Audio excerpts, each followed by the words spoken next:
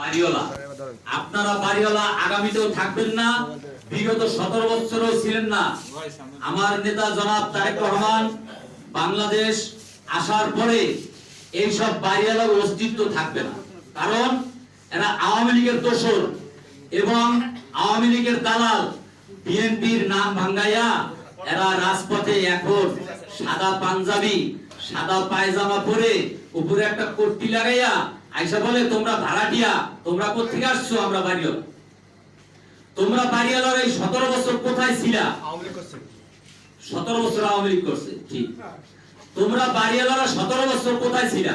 17 বছরে এই ভাড়াটিয়া, রিকশাওয়ালা, শ্রমিক এবং দিনমজুর এরাই মাঠে সব সময় অ্যাক্টিভ ছিল। বিএনপি সারা বিএনপির নেতা কর্মীরা যখন ডাক দিয়েছে তখন তাদের ডাকে না খাইয়া হইলেও মাঠে অ্যাক্টিভ ছিল। তোমরা বাড়িওয়ালারা ছিল না। তোমরা বাড়িওয়ালারা সব সময় আওয়ামী লীগের সাথে ব্যালেন্স করে চলছো।